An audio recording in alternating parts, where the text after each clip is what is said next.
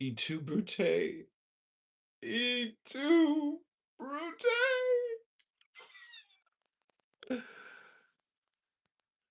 Look at who's the most decorated or the who has the most kill shots? Kyle, what was his name? Is a sniper? Yeah. Should killed more Nazi. I think it was No, I'm talking about the guy that was killed at the gun range because he was helping veterans with PTSD. yeah, you're talking about the American sniper guy. Kyle, what was his name? Kyle Rittenhouse. No, that was the kid that got hit with a skateboard that shot those two guys with the fucking pistol or they are. I'm just making a joke. Chris Kyle. Yeah, this is bad for him. Chris Kyle is the name. Something like that. At least I got the Kyle part. Right? I just bring him up.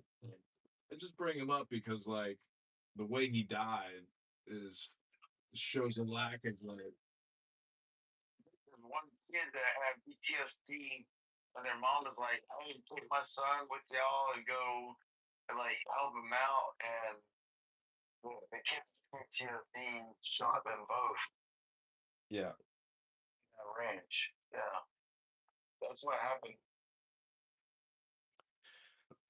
It's dangerous training people.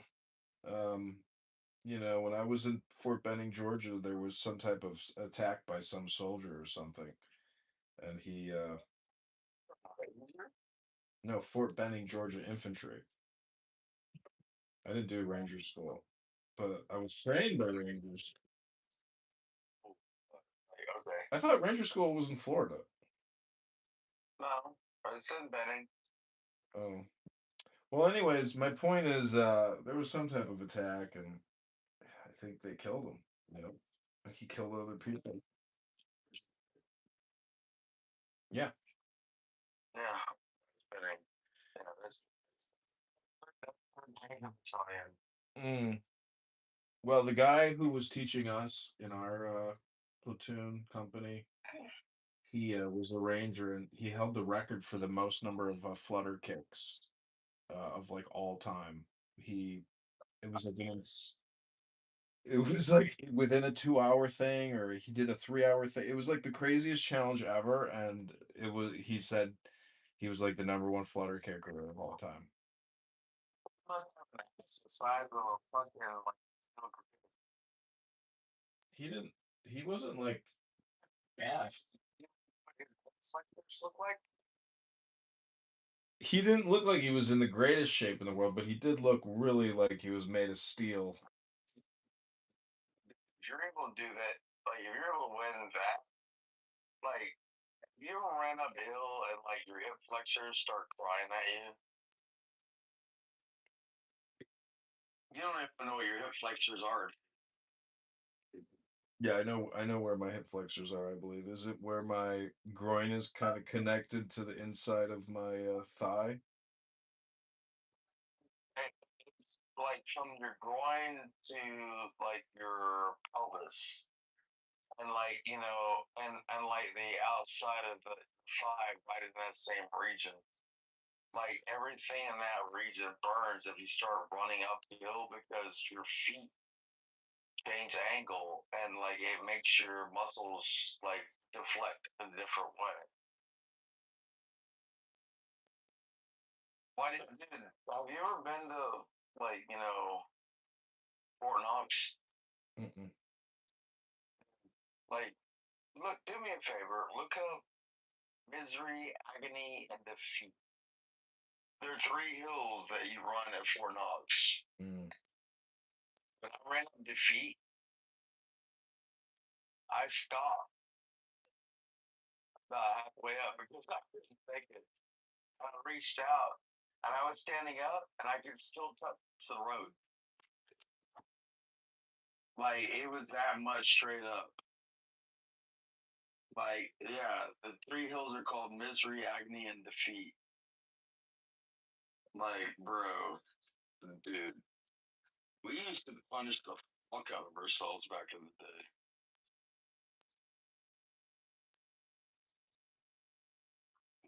Dude, I was A train. I mean, I could run what 11:45, 2 miles without even thinking. If I really pushed it, I could probably get close to 11 minutes.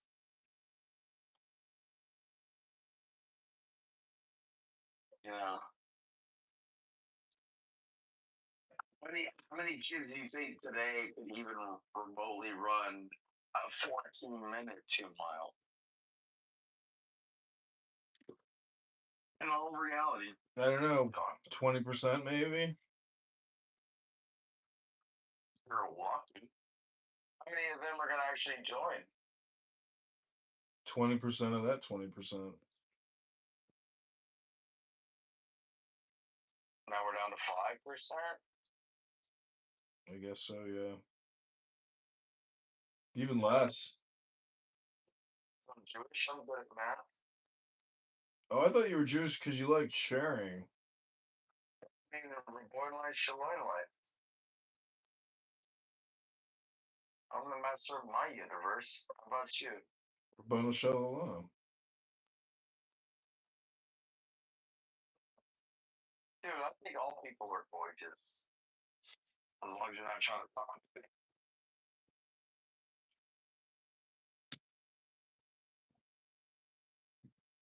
You want to fuck with somebody, don't fuck with them. No, I'm all about it, dude. I don't know who Ruby is. Oh, you don't know the rabbi? Oh, rabbi means teacher. No, Like what? Right. no. I'm talking about this short bus special candidate here. Bruh. What's up, rap? Oh shit! You brought yourself in on the third party. Jesus, Lord, Mary, Joseph, and all the fucking God. I'm also in the office today. What are you doing? Making money? No, I'm trying to see where the money's at. Why are you making money off of knowing where it's at? I have to go with the same. What are you scared to go get?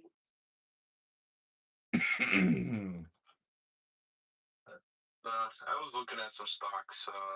It's going to be an interesting week. You know what I thought? Bitcoin went down to like it's earlier it's at 75,800. So depending on how the week goes, what I'm going to do is I'm going to get a call option on MSTR MicroStrategy for as far out as possible at the highest strike price. I think it was January. No, December. Let me see. It's December 2028. I think it might have been the 369 call or something like that.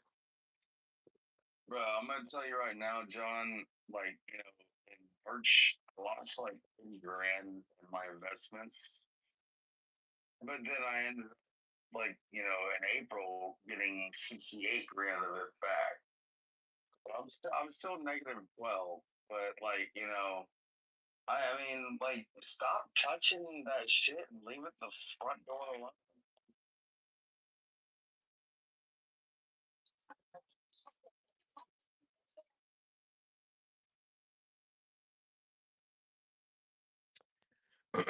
Well, as a mayoral candidate for Chicago, I believe in liquidating our pension fund and eliminating the financial advisor who charges $60 million a year to manage the assets. So day number one, as the mayor, I'm going to save the city of Chicago $5 million a month in asset management fees. That's just a start. My college forum account manager only charges me like $85 a year. And fixed costs, and you don't even have to say how much you're making. What type of percentage are you saying over a year and 5 years? Well, I mean, I bought Apple in 1989 at 17 cents a share. I mean, you want to figure it out? have to say like the value of the portfolio. Just say like the percentage return of your account for like a year and 5 years. Well, I mean, anything over 10% is cool with me.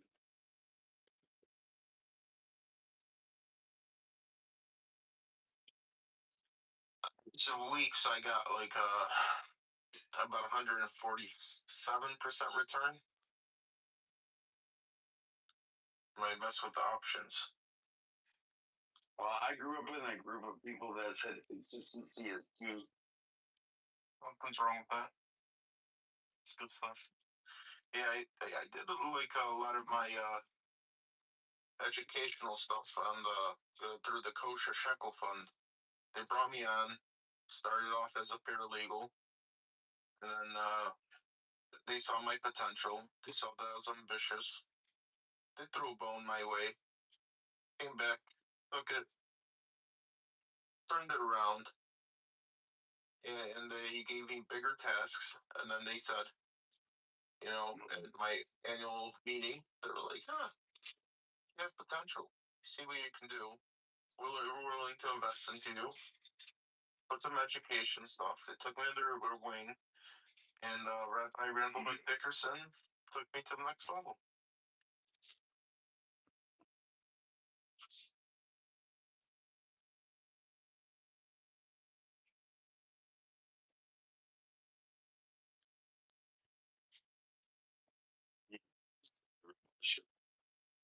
I don't know.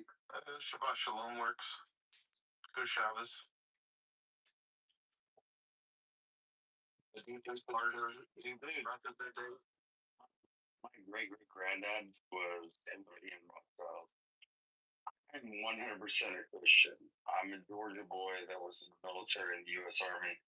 I am nowhere near a Jew, but it doesn't come from the female side of the family. It comes from the male side of my family. Like, you know, like if you want to talk shit about Jews, I just want to punch you in your fucking mouth. I love the Jews. Yeah, so do I.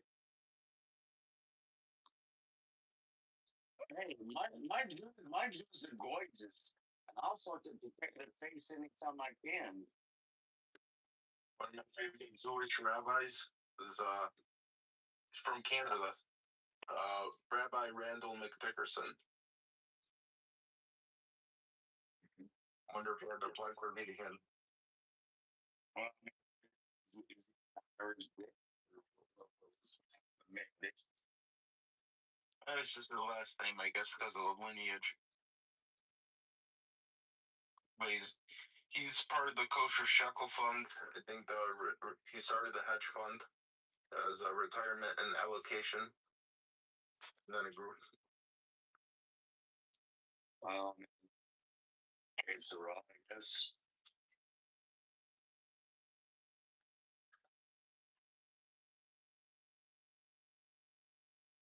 I love me some like God. You wanna bitch about like the indifference of weekend, but honestly, I know where I come from. And if you want to talk about some cool, I'm about like we could be right in the fucking here.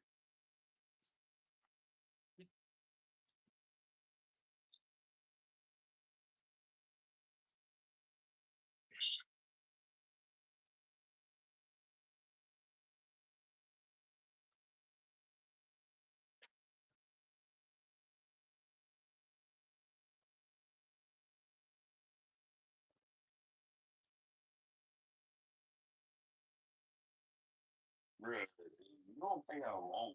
I mean, right, be honest.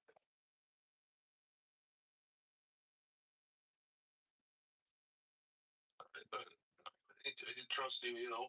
Yep, you served the greatest country in the world with a passion and out of love and courtesy for your fellow people. Yeah, but you think it was based on my ethnicity or my religion? Or do you think it was based on my American culture? I'd say based off your religion, because this country was founded. Yeah, it's based on American culture. Dude, I don't even know what my religion means to everybody else's belief system. Like, no, it has nothing to do with religion. Like, I'm not trying to compare mine to be better than theirs. I'm just telling you that, like, you can do what you want to do. I'm willing to die for you to be able to do what you want to do. Can I have permission to thank you for your service? Dude, you need to be thinking John. Sean, can I have permission to thank you for your service?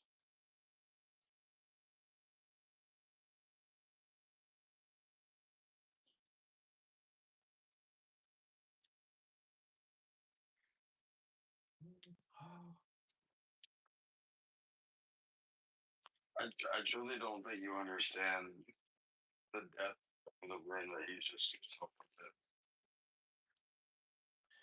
No, you do not have my permission because generally I like to tell people that want to thank me for my service to not thank me because I'm here talking to you and you can thank me. Therefore, there's nothing to thank me, and you don't know what you're even thanking me for.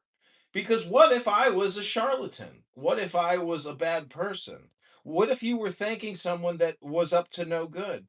Why would you be so bold and so ignorant to just offer a general thank you? I get it. I know why you're not really thanking me. You're actually thanking really the service. And so I like to say thank the dead, and I could show you the pictures of hundreds of young men who were extinguished too soon. You know, I'm proud to observe Memorial Day weekend with you.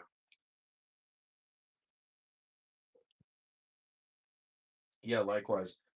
Likewise. And I am only just playing devil's advocate because I feel like people just talk too much and they're not really more quiet, silent observers. And this beautiful brunette got up in my face last night and she was so close and so beautiful. And she said to me, "John, what advice do you have for me, a poor, young, innocent college student?" I said, read more books and always read books and always know that that is the essence of personal development, books. So create a book club and read those books. And she said, I will, John, I will. And then her friend cock blocked me and dragged her away. And I said, goodbye, beautiful. Goodbye. Oh, we have Mountain here. The mountain has arrived. Hey, Mountain, I got a question for you. I bought a sprinkler system, and it turns out that it's actually just like a waste of money because people want to automate their sprinkling. But I have found that just using regular sprinklers, the rotator one, is actually the best way to wet my soil. So it turns out that, a little extra labor gets the job done for next to nothing. How do you compete with a customer who says, I'd rather just manually, physically move the sprinkler system all the time instead of installing your $8,000 custom design? What do you say? What do you say to a customer who's not coming into compliance with the mountain?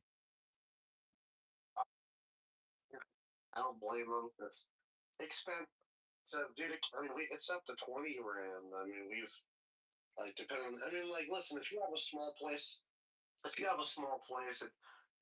hand water the fucker. I say, but if you have a giant place and you have some money, do it. But that's not even really my passion, bro. I just do sprinklers for the money, bro. I don't really give a fuck about sprinklers. I mean, I want to build boats for a living is what my ultimate goal is. That's what I'm pursuing. So it's just a hobby right now. Yeah. Well, the moment you create a room about building boats and you have like a YouTube channel and an Instagram about your boat building company, I'll happily subscribe. But just telling me you want to make boats your lifestyle, but not actually giving me any content, well, I think you're all talk. You're just all talk. I appreciate it, man. Thank you.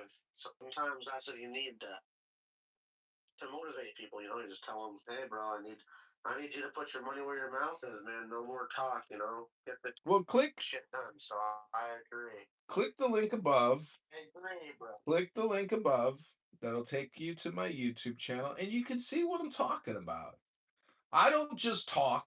I show. I pull it out. I pull it out and I show it. I pull it out and I show it.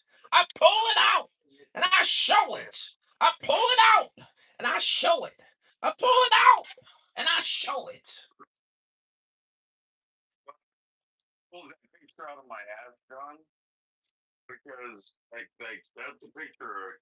But all the stacks of like Encyclopedia Britannica yearbooks and science books, and those two other books.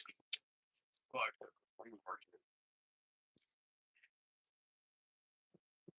Man,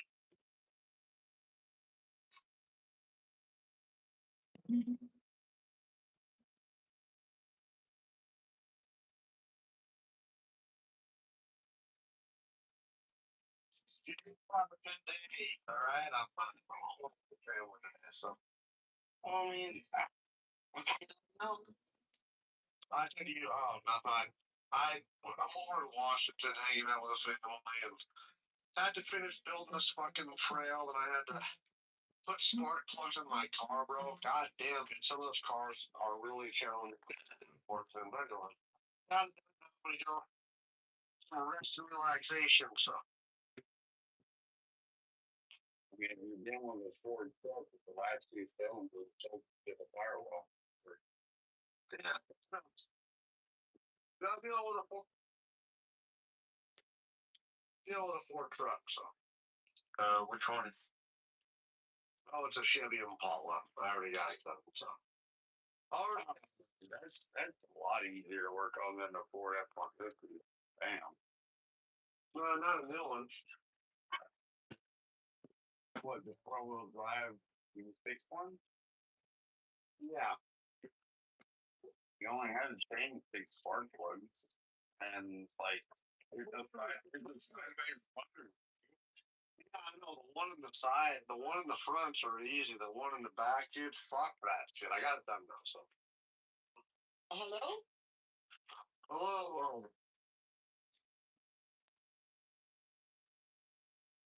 Where's Kitover at? I'm right here. Rabboni Shalom. Oh, I want to talk to you. Where's Kitover at? Where's Johnny Boy? John? We're here. Hello? We're here. We're here. Welcome to the John Kitover Show, Dr. Fatima. Oh, yay! Thank you for having me. What's going on? What are we having tonight? Well, it's 17 minutes till 4:20, and I'm about to go out for a power walk. I'm already smoking a joint. Does that count? Me too. I'm also smoking a joint. Hey, Don, how's your gout these days? I really hope you're doing your. I hope you're doing your evening, Joe. Best friend. Thank you so much. What do you say? And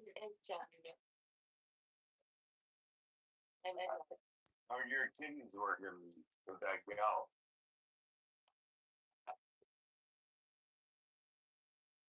What's up, John? Yo, what's up, Doc?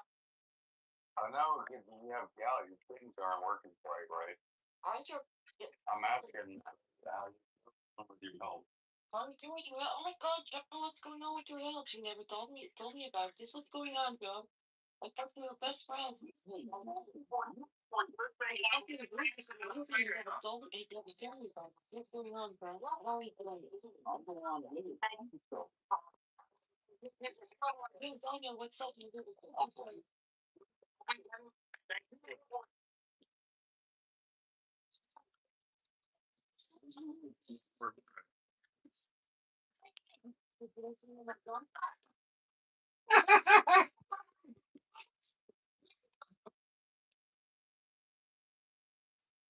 I mean, everybody knows that Rocky's the worst one ever.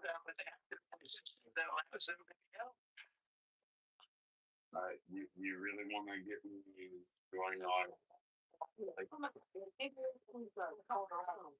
Working with precious metals is fascinating, especially now with how far casting technology has advanced. Today I'm using real sterling silver, a miniature model of our offering wheelchair. As a little gift for the guys who have been working at our wheelchair factory for the past 5 years. Half a decade is a long time. And I know that if you take care of the team will take care of the rest. We start creating the shape of our silver with a rather large wax 3D printer. This wax printer prints two types of wax at the same time.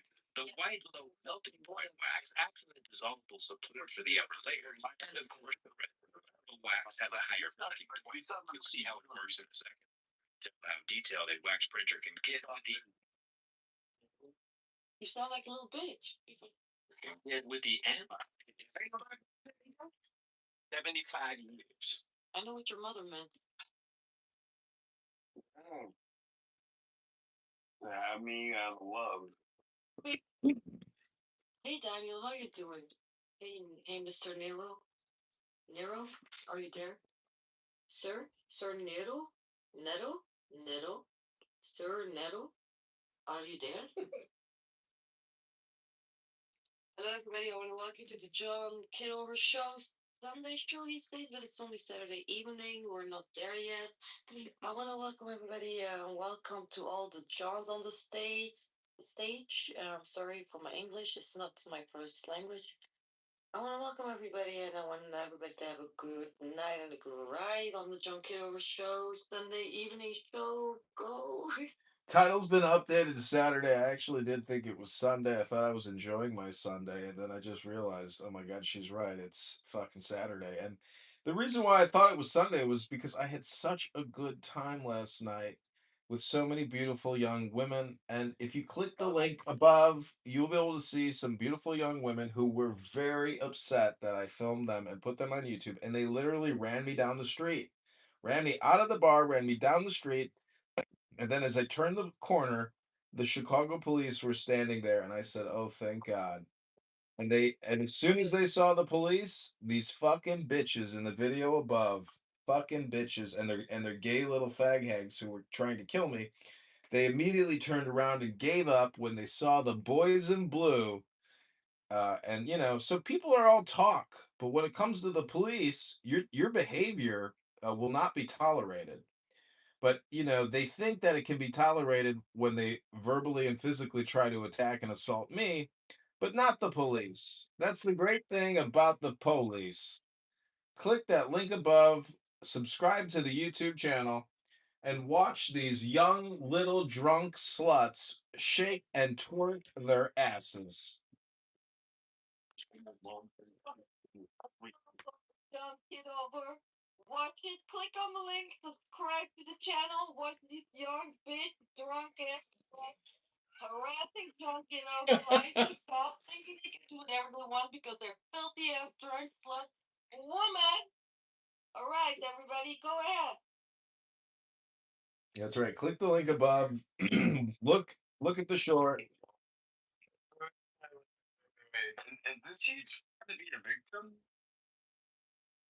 So it's me. So your mom so you say in the streets.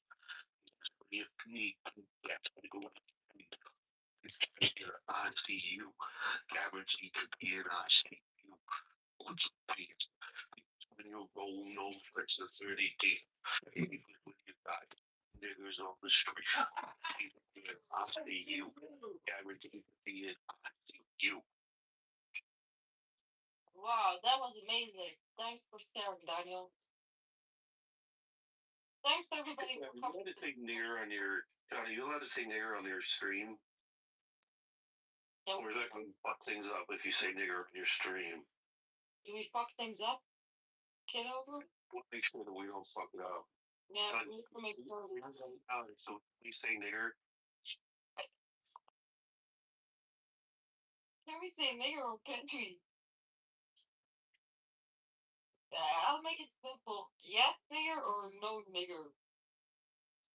Sí, nigger or no? Lo siento, lo comprendo. Once, for yes and wink twice for no. Nigger, ho. Nigga, ho, nigga, please. Baby mama, baby daddy. Dude, this fucking live stream is gonna be halted. It's gonna be suspended. It's gonna get you fucking suspended, you fucking nigger. Crazy. That's motherfucking nigga crazy. We got all the girls in the room tonight. Say hello, everybody, to Kitover.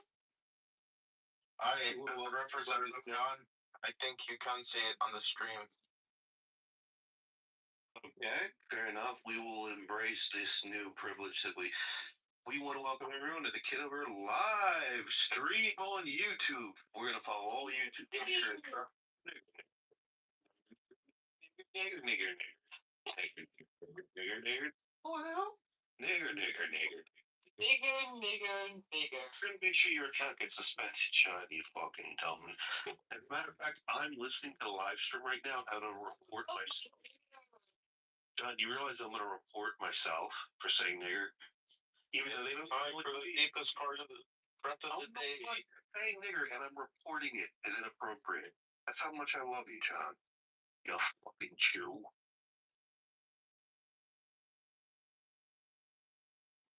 Yahudi? Daniel Nero, oy vey, how could you say this? I am Chicago electoral mayor. Oy vey, oy vey. Oh my, oh my. Hello, everybody. Welcome to the John Kitover Sunday, corrected to Saturday evenings show. I want to welcome everybody listening to the show tonight. Tonight we have a very, very much so fun. I want to welcome all the girls. Welcome to all the girls on stage tonight. We have an intruder. Can someone guess the intruder on the stage tonight? I'll give you 3 seconds. 1, 2, 3. You guessed that right. Ready is the intruder. The intruder. Next question. What are you all lingering about tonight? Tonight, on an all-new John Kitover show, with your host, The nigger? Jermaine Jenkins. Amazing, amazing, amazing. Beautiful, beautiful. What word? The letter N. It starts with the letter N. It is? An N with the letter for $50 US. That's right, nigger. John.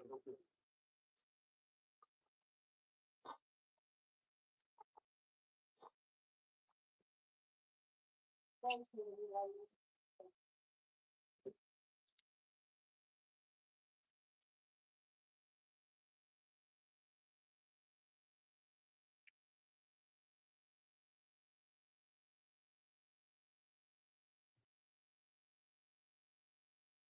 I had so much fun tonight. This is gonna be a great night. Yo, nigger Abby, what's up? Tonight we are niggering. Thank you. Rubo Shalom. Welcome back to the John Kitover Saturday show. I want to share something with you about the essence of the Kabbalah. All right, here we go. The essence of the Kabbalah. Yes, go ahead, John Kitover. Rubo Shalom. Wow. Wow, amazing. So, John Kitover, what do you want to teach us and all the other followers? Look, John Kitover, where I've been to. About the Kabbalah. Abby, please don't interrupt. What up, bitch? We're not having bitches tonight on stage speaking. John Kitover, go ahead.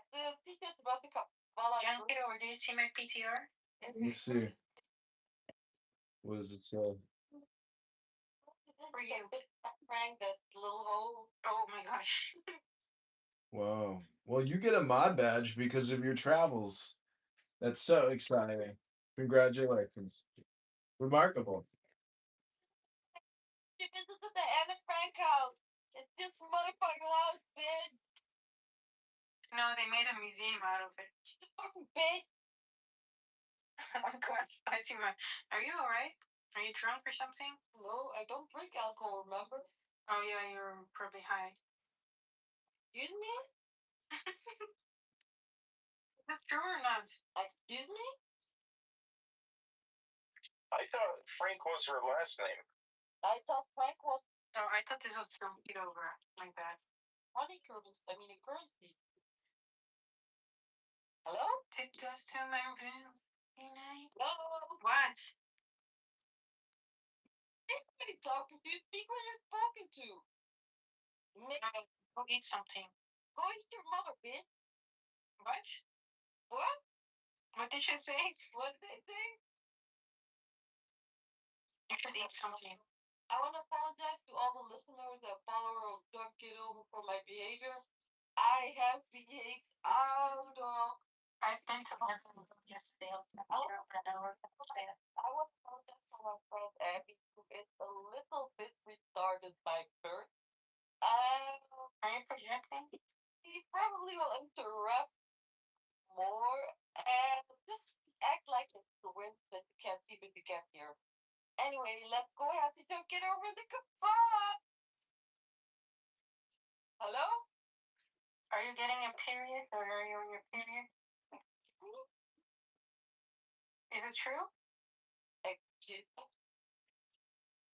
We are on a live show. Don't ask personal question. Can you go ahead to the Kapala, John, please?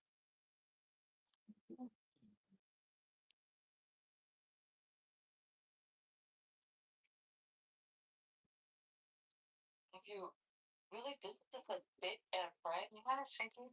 that fucking nigger bitch. I'm sorry. Girl. I'm sorry to all the listeners. I have Tourette syndrome. I'm getting to the stomach alone. Oh, I'm so tired. That sounds demonic. Are you okay? Did something possess you? Did you take something home with you? Okay, let me give you something else. I found a place for you to hear. Yeah.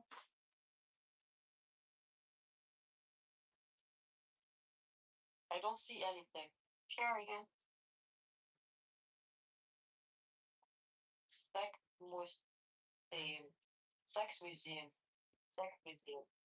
Even something. What the fuck with the show over there? Jewish propaganda they stole the Jews. I deleted it. Disgusting. Filthy German porn propaganda. Germans? Bitch. I'm sorry. But it came from the German Jew.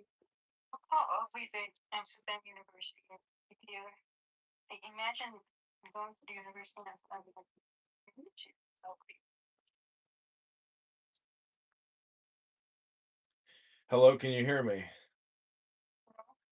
There seems to be a really old building. The first off of it. But the building before the church is really big. Yeah. I will send you later. I have a little bit of complaint. They don't sell cocaine and it can exchange with.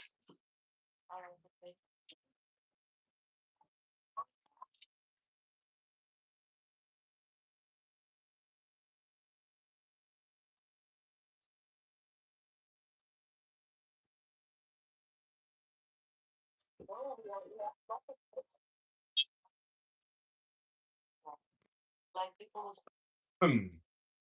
What was your complaint, Fatima? My complaint is that when two people are speaking, you don't start playing music. Thank you.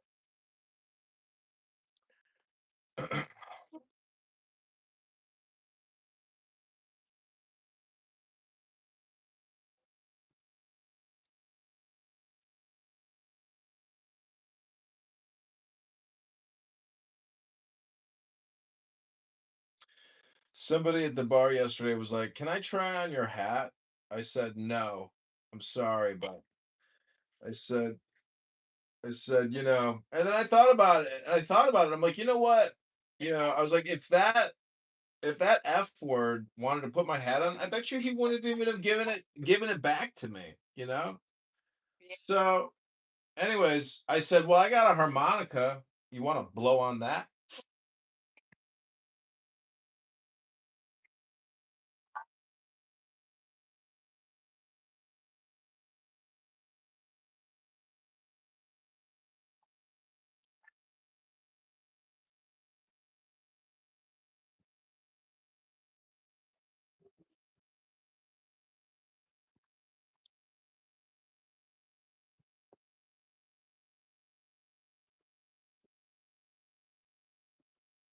Somebody said you're pretty good at that harmonica, but how are you at the cowbell?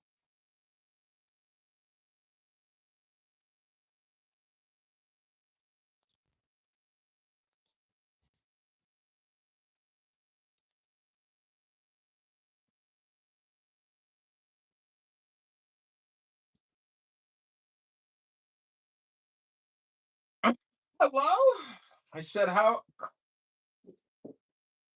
Somebody said you're pretty good at the cowbell, but how are you on the Jew harp?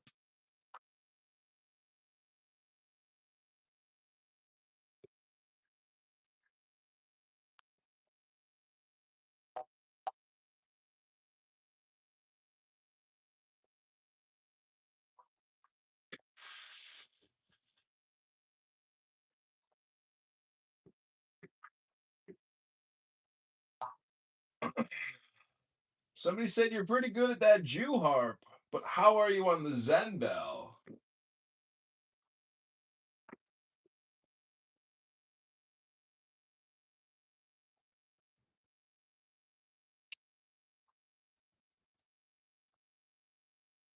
Pretty good.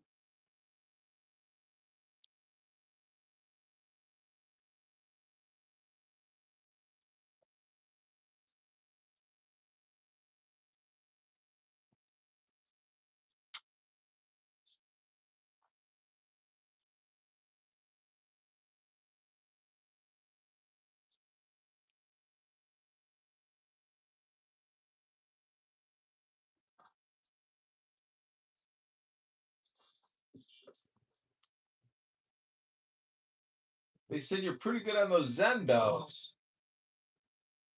But how are you on the Chinese drum?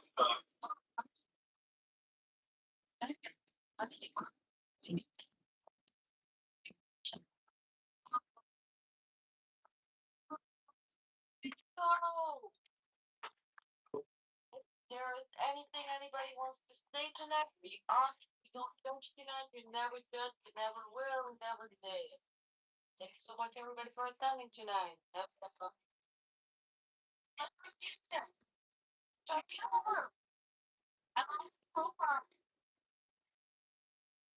Thank you for that, Fatima. You're right. Too many people have too many judgments. That's part of the problem. And don't tell Abby you're my best friend. She's gonna be.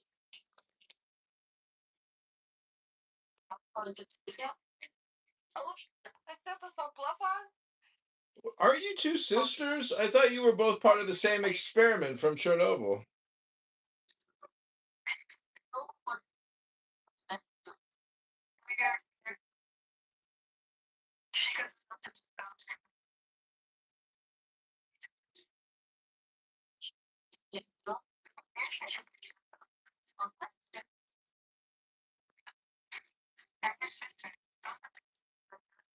All right, let's. Daniel, welcome back to the John Kitover Show. Daniel Nero yesterday said, "I want to know everything about you, John Kitover. I want to do an interview with you and learn about your life." So, Daniel, go ahead and ask your questions. What is it about John Kitover that you find so appealing, so entertaining, and so delightful? Don't get her on stage. I like your both heads. Daniel is here tonight going to interview Don't Get Over and ask him some personal questions about his life. This is a special edition live show. Wait, is your weed laced with fucking fentanyl or something? is your weight laced with fentanyl or something? What the fentanyl is the fucking Dracula. Whatever. It's meth. Did you eat some?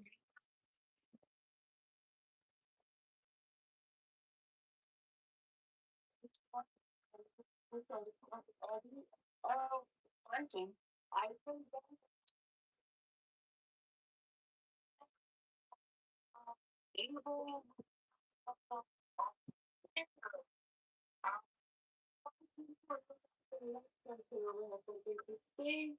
maybe let's work out and get something maybe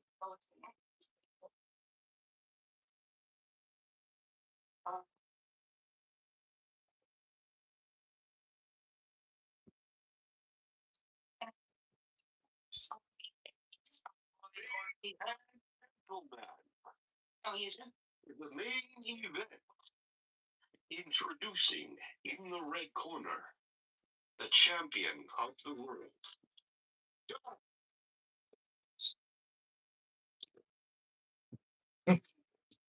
Yes. welcome back everybody. You got Daniel Nero back on stage. Come on, Daniel. Ladies and gentlemen, tonight's guest is the kind of man who makes resume paper nervous. He's a decorated military strategist, a policy architect, a best-selling author, a chess champion, a marathon runner, and according to at least 3 think tanks, technically qualifies as a national resource. Please welcome and the only John Kitover. Now, John, I've got to ask, when normal people wake up in the morning and they check their phones, maybe they call me, maybe stare into the void for 20 minutes. You? Imagine you with a 4 a.m. solitude of political crisis before breakfast, binge, press of time, and then casually rewrite economic policy while helicopters circle overhead. The first question for you, John Killer. Have you ever masturbated with shampoo? Have you ever masturbated with shampoo? I think that's probably a definite yes. And, I've even attempted it once, I remember, with chapstick. And, it was actually rather delightful with the chapstick as well. But I would say conditioner is probably where we've gone to the most because it's less, painful when it gets in the pee-pee hole.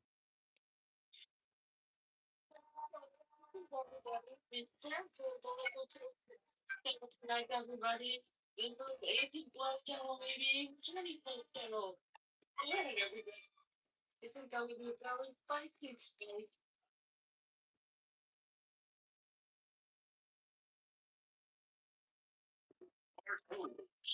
Hi, como Maya. LGP. Introduced to me. I want to Abby. It's been a long time at one point or another. Being circumcised. Are you circumcised? Circumcised. Yes. Yes, he doesn't dare to say no. Absolutely, I'm circumcised, and I want to thank Dr. Vinny Boom Bots out of Mount Sinai, Mount Rushmore Hospital, who performed the circumspection and circumcision. Rabbanu Shalom. And thank you for preserving my foreskin. I actually have it framed, dated, and signed by himself, John Kitover, the creator of the foreskin. Thank you so much. No question is off topic. Every question can be entertained, so please, Daniel, proceed with the Q&A of John Kitover. What's do you know what calamaris are? With art. I think so, yes, right. He's forced to drink calamari. Alright, we're getting yes, what do you want, Daniel Nero? You are a very special co-host, and we appreciate you being here for the John Kitover interview. The John Kitover interview. Yeah, I wouldn't want to be anywhere else at this moment. John, Why should Zodiac? anything about the world around you, what would it be and why?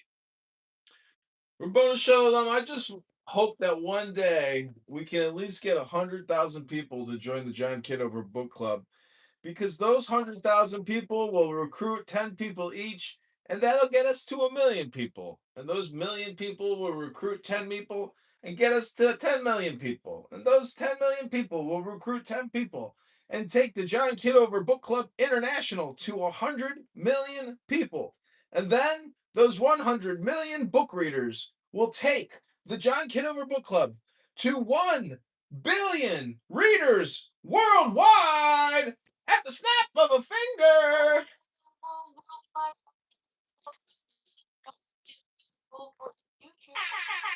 This is gonna be a big, but we're all being the best in John Kitover. We're seeing him doing it, right? He already feels like he has it. He's doing a manifestation.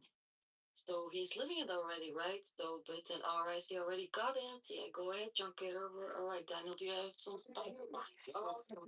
Right. All new episode. The Kitover Experience. All new episode. Kitover Experience. With our special guest, John Kitover, we have Joe Rogan up next. But let's bear with John. The question on the table, the burning question. Have you ever had a same-sex orgasm? No, my virgin butthole and my virgin penis are opposite sex orgasms only. I've only had anal and vaginal and oral and ear and ankle and armpit and knee pit orgasm and butt crack, but never, ever with the same sex, but with the opposite sex, with just about every part of the body, including the fat and fold of a stomach, of a gut. One time, I smushed a giant fat stomach together, and I slid my skinned flute through the slimy sweat of a giant, fat, black, liberal, elite, African American. Can you dig it? I can't take it. I can definitely take it. Everybody that's not for children, everybody who is listening and is underage, please leave this channel. Parents listening, go check your children. If they're not listening to this channel, this is very adult language stuff situations. Thank you so much. Go ahead, everybody. Daniel Nero as John Kiddo. We have a question from Raleigh, North Carolina, from Earl Jenkins. Earl Jenkins. John, Earl what, Jenkins. what do you see as the most pressing issue for the hard-working folks of downtown Chicago? Really, it's the property taxes and the crime. Because why pay all the property taxes if you're subjected to a homeless recidivist African American ankle monitor, no cash bail murderer? The slugfest, the punches in the faces. What am I paying all these property taxes for if when I leave my beautiful condo, I get robbed and assaulted and accosted and spit on or tortured or terrorized? Why do I pay all these property taxes when I go to the grocery store? Got a guy there who's stealing and robbing, and there's no police anywhere to fight the crime, the criminals, the bandits, the mobs. That's what the residents are facing. Security nightmare. End of world apocalypse society. That's totally right. That's why John Kiddo could go for Mayor 2027. Woo, woo, woo! Woo, woo, woo! He's a normal guy.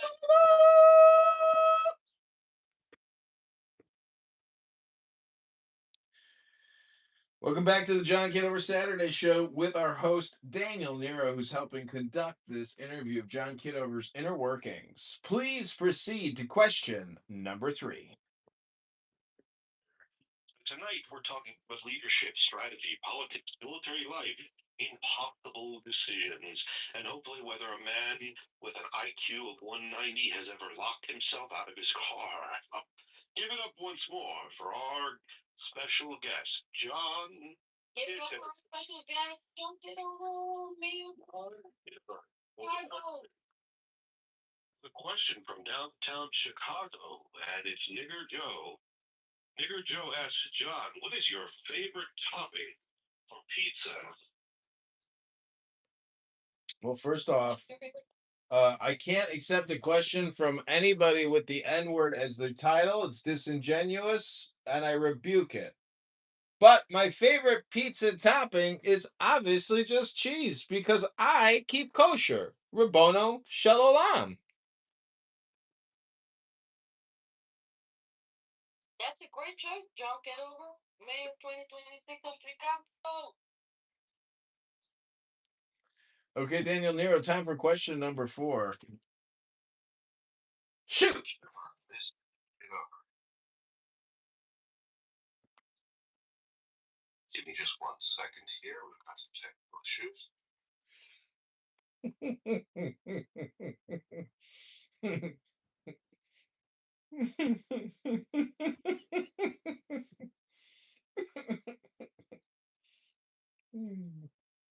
Before we get into policy and military strategy, I have to say, sitting across from you feels like interviewing a politician.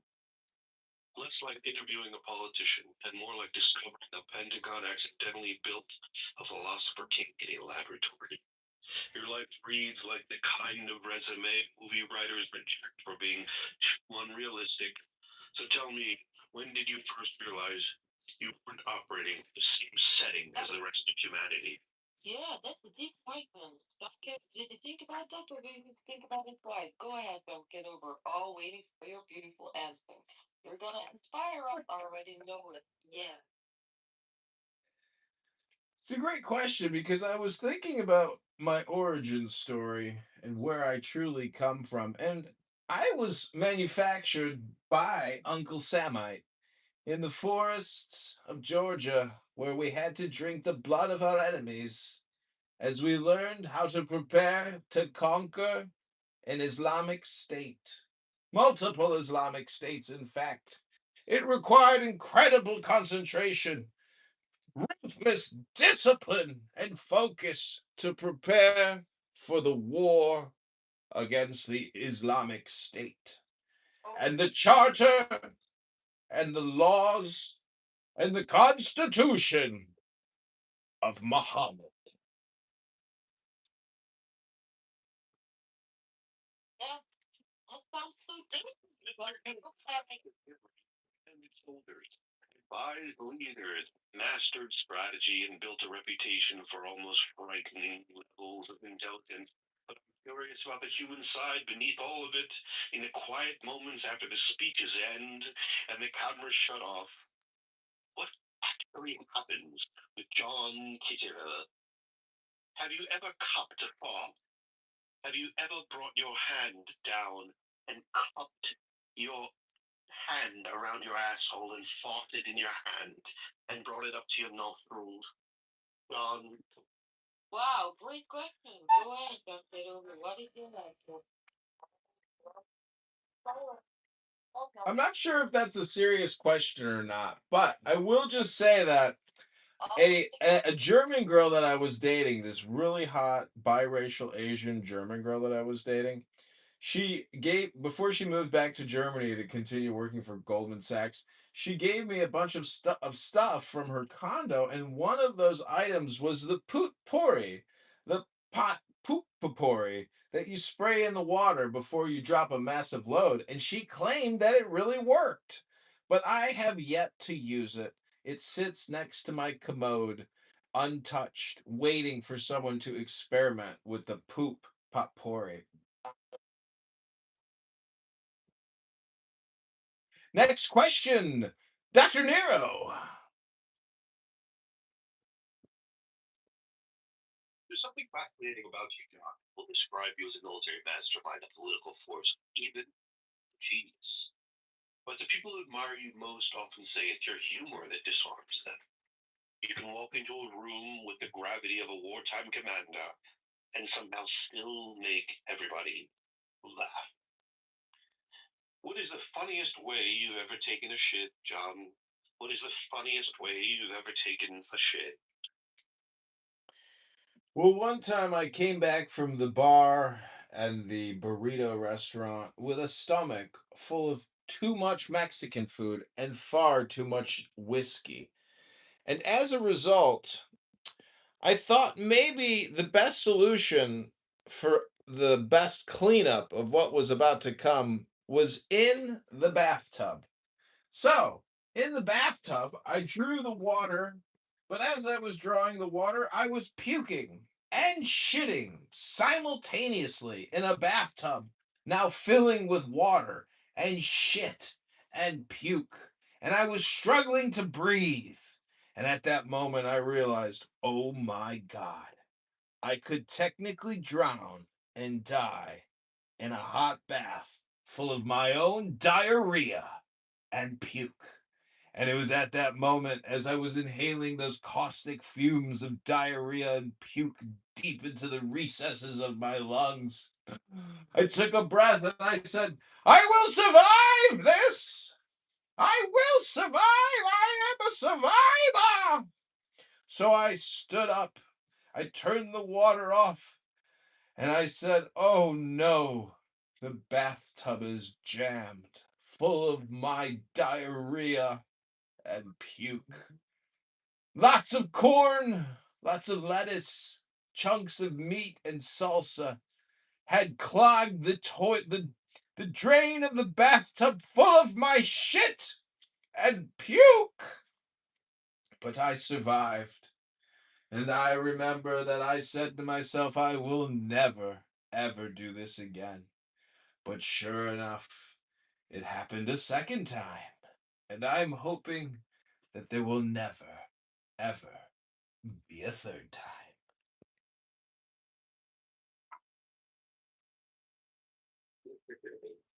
You never maze.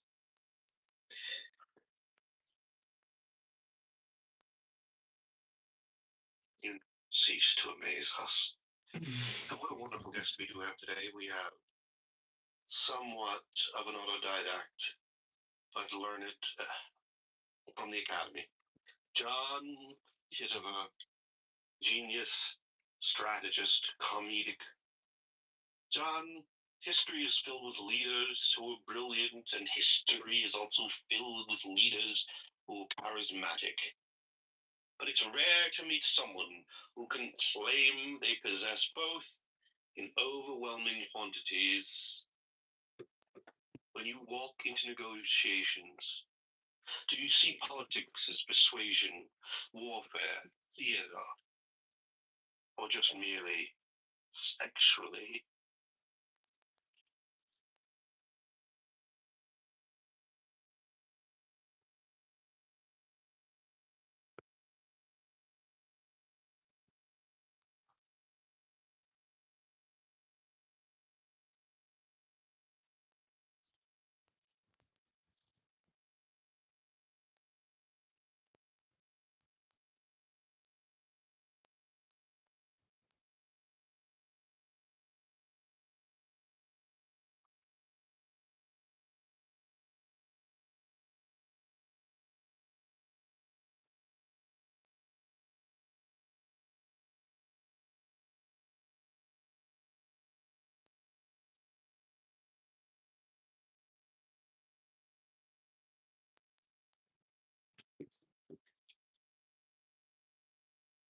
Okay, what was the question, Daniel? Something about sexually? Sorry, what was the question about sexuality? Just a kidding. Let's not beat around the bush. We both know we have, but you want to know all of your dirty, dirty secrets. You spent years in military command where hesitation can survive.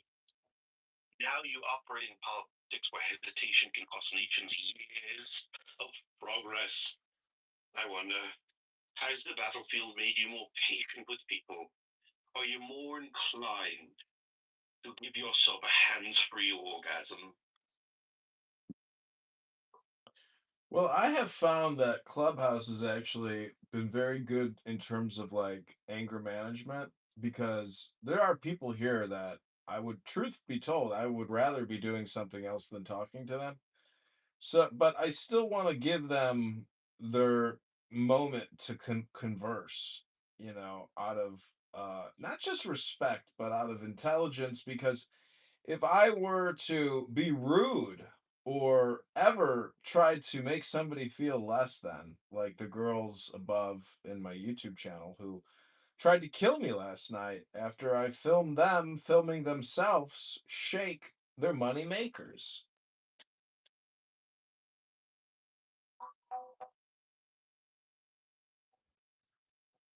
Moving on. to be across the table from you, John, but I do sense within you deep roots of how many lives have been lost at the edge of your soul. You are really I feel a sense of chill running down my spine, up through my taint, my asshole quivering.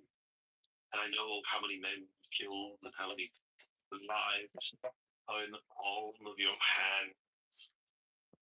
I read that some of your colleagues describe you as a man permanently 10 moves ahead of everyone. That sounds impressive, but also exhausting for the people around you. Have you ever had to pretend to not solve a problem immediately, just so everyone could catch up emotionally?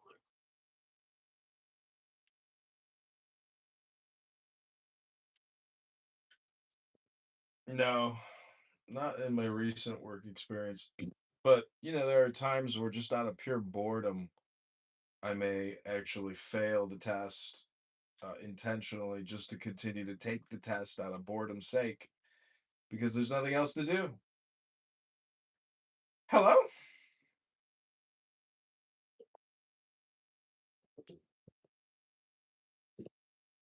Intensity of you, John.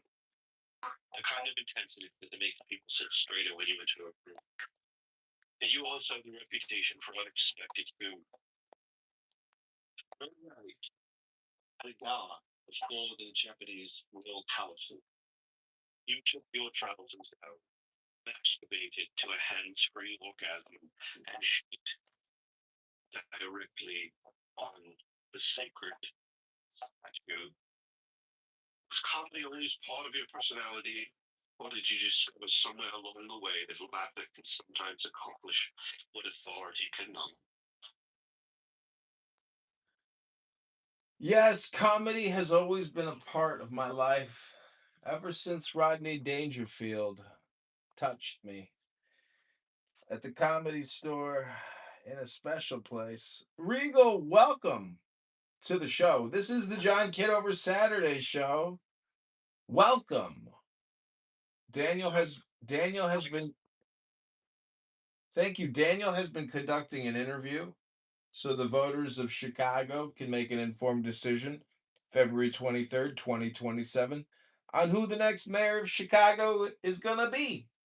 Do you have any questions for mayoral candidate John Kitover? How do you improve the quality of the drinking water over there?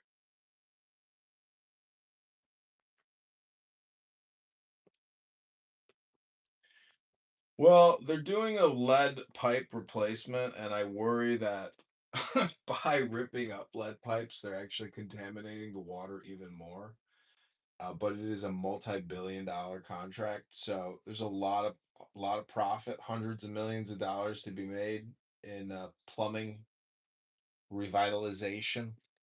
But is it equitable? Because there's a lot of white people that are getting free plumbing work done.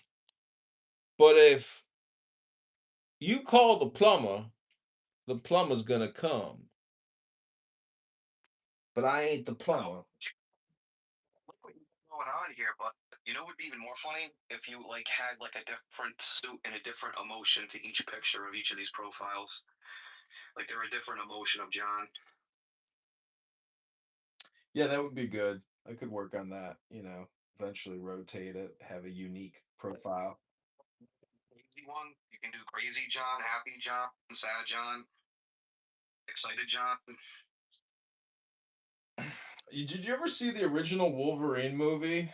Your picture on your PTR is a picture of Wolverine, and when he gets the adamantium infusion sent into his tuchus that makes his bones the densest object on the planet, he escapes butt naked, and he kills everybody and cuts through 2 feet of steel and jumps off of a cliff into a river butt naked.